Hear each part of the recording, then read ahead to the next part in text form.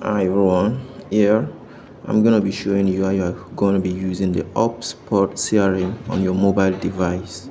So let's get started. First thing you want to do is you go to Play Store and install HubSpot CRM on your mobile device. So if you're using an iPhone, you know where to go, that's App Store. So you go to Play Store, search for HubSpot, click on it. Here it goes, HubSpot CRM. I have it on my phone, so I don't need to install it. So here it is on my phone. If you've not installed it, install it. So I open it. There, the first screen you're going to see is to either log in or sign up. If you don't have an account with the CRM, so you sign up a new account, but I have an account, so I'm just going to do a login. So you should have created an account on your system. Open the CRM and do the configuration. So if you want to create an account, as simple as having that email you want to create the account with on your phone. So I want to believe you've done that. Then here you log in. So on my phone, I've signed in the same mail I use in creating the HubSpot CRM on my system. I have logged in the same mail on my phone. So I'm just going to click on sign in button, not with SSO. So I've logged in the same Gmail on my phone. So I click on login. So I'll use the Gmail to that CRM. And if you don't create the CRM by yourself, you tell your admin to give you the access with your own Gmail. So just click on continue. So once you continue, this is the screen you are going to have, meaning that you are in the CRM. That is where we are. Let's quickly play around the activity log, reduce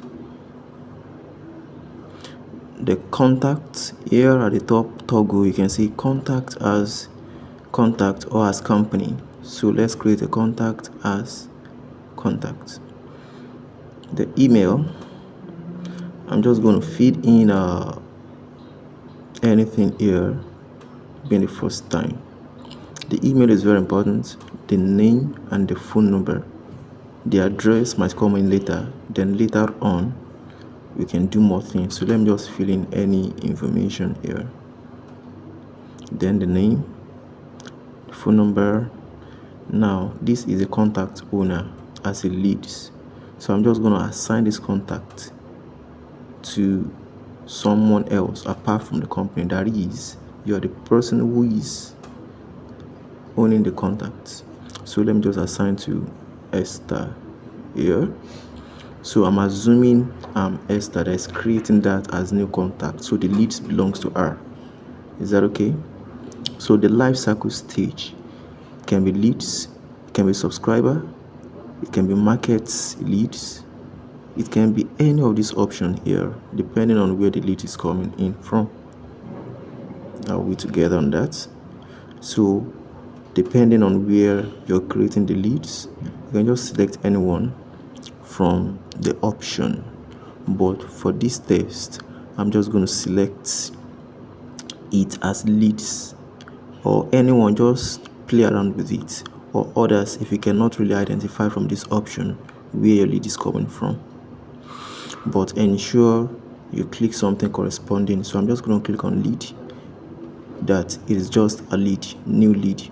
But to be candid, let me just create it with normal name, using a normal Gmail, gmail.com. So let me give it a name. I like email. So my last name will be Wise. Then I'll give my phone number 090-354-39546. That's my phone number because I want us to test it. So click go. So there we go. You can see it, Alakime Wise as new contact there. That is the new contact that we. Here we are at the contacts, and we have the company. Now, something you need to understand about the company. In some CRM, you won't see company, you see account. If you're creating a new leads as account or as a company here, meaning that you're having a B2B customer, that is, you're creating a lead for customer. It's still for company. It's still the company information that you input here by creating new contacts as company name. The company name, the company email, and the company address. That's that. For deals here, deal are the information or the negotiation between you and the client. So you can open a new deal for a company or for a contact, it's still the same thing. So like you can just open a new deal here. So it's going to save as sales pipeline. That is how the deal is moving, it's graduating, it's metamorphosing as it leads. Then the person is growing from a qualified leads to someone who is ready to pay. That is the stages in deals. Okay, so you have the options here. As the person is moving, you're just going to be changing the stages. You remember there is a close date where the leads is on, where the deal is going to be closed. That is, if the person doesn't pay within that deadline, the deal is closed.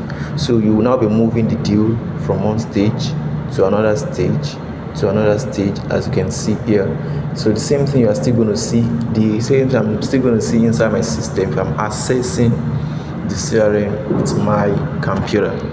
The same thing you will see if you're accessing the CRM with your computer. But let's move on because of time. So here I said you can add new deal here. So deal amounts, just put the amounts. So due dates, like I said, so let me just assume the due date, that is the day the deal is going to be expired. Let's pick 31st of the month.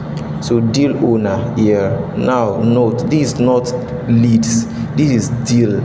The deal owner remain SDDTIF Limited. There's a company that has the deal, not the owner of leads initially. So leave it at that, then click OK. The deal has been saved. That's should in case you want to deal with deal. So we have talked about accounts, we have talked about deal, then here is activity fee. Now let's move on to your logs, and the first thing we're talking about here is the task. Here your tasks are the scheduled duties that have been scheduled for you by either your admin or you create a new task for yourself. So each and every time you are assigned a task, on completion it is going to display on a dashboard. It's as simple as that. You can create a new task for yourself, but we don't need to waste time about task here. So apart from task, let's move on to recorder calls. Each and every time you make a call, either you record them, it's going to be logged here automatically. Okay, so that is that about task and recorder. So let's test something. This is home. You remember, if I click on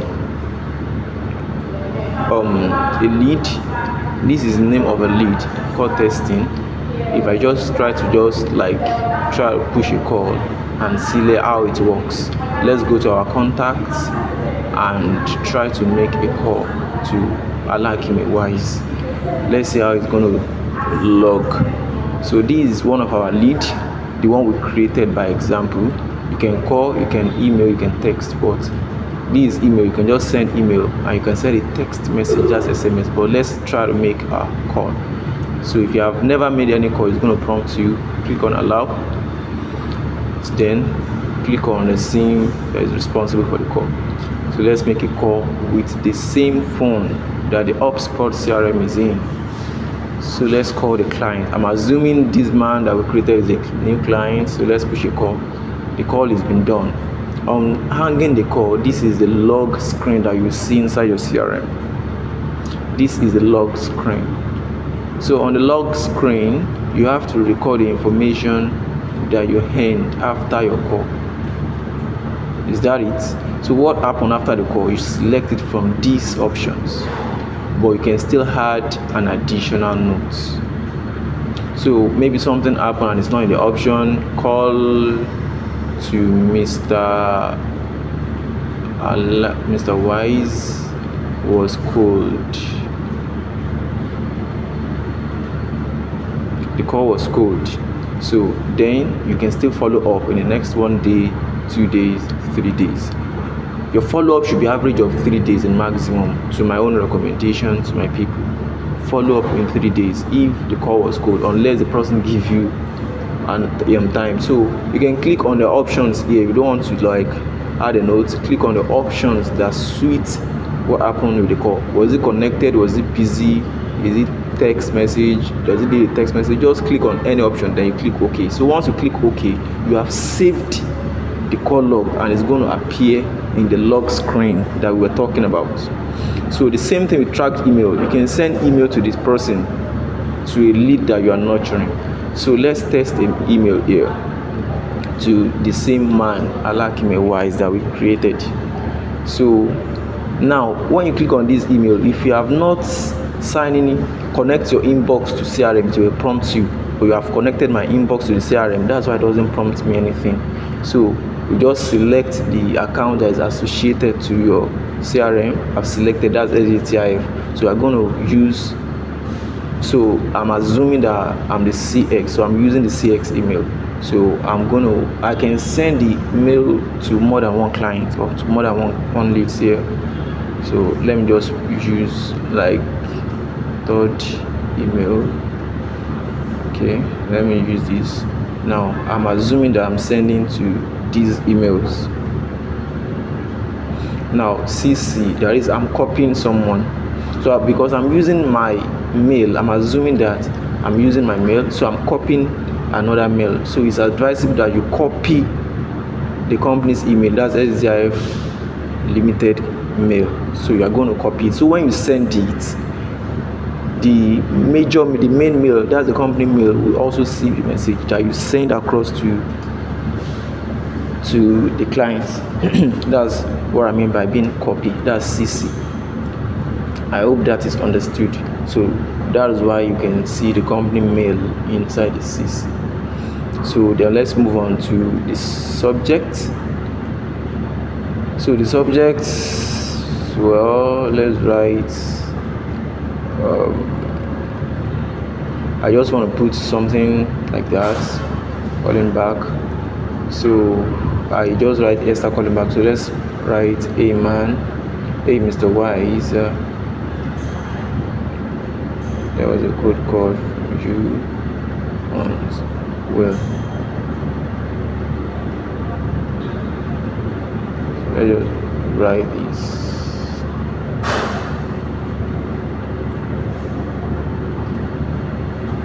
So I just put on Mr. Wise, trust the mail, find you well. So I've sent it.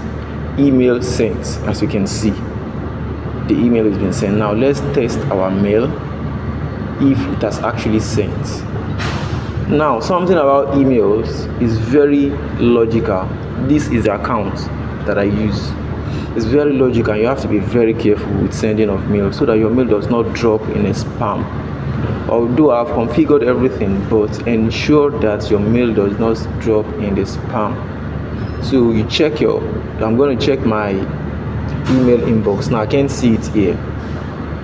Now can be promotional mail, can be social mails, but it is important that you either check all mails so that you know where is it, but the first you ensure that the email has been sent. So I'm going to check all mail. If I don't find all mail, I can check my spam, but here I can see it. That's SDTIF Limited. Calling back as the subject. Hey Mr. Wise, trust the mail, find you well. This is the mail that I sent. So all the receiver are going to receive this same mail together at once. This is not an automation, it's just a follow-up mail. Or can be call, can be mail, can be SMS. This is how they will find it inside their mail. So if they click on all mail, they can see, they should go and check their spam. So I've sent a mail to one of my contacts. So that is that. Recorded call, like I said, I did not record any call, I just logged it. Then let's check what else we can do. We've talked about that. We talked about task. We don't need to talk about card scanner. So let's view more information about. Now let's do call setting at last. Now here, click on call settings. The caller ID and the post call login are very important. So I'm going to click on enable caller ID. For me to enable caller ID, I have to go to setting and turn on my toggle. I'll just scroll to HubSpot. You can see HubSpot down here. Then I'll turn on the toggle button. So once my toggle button has been turned on, my caller ID will be enabled, meaning that each and every time a contact of HubSpot call me, or I call any contact of HubSpot, HubSpot is going to show an ID for me to understand that this person that is calling in belongs to my leads in HubSpot. Then I can turn in my post call login. Turn on my post call. That is after call. It's going to log my call, like the screen that we saw initially. So the accounts remain contact, everything remain in contact. Thank you for watching.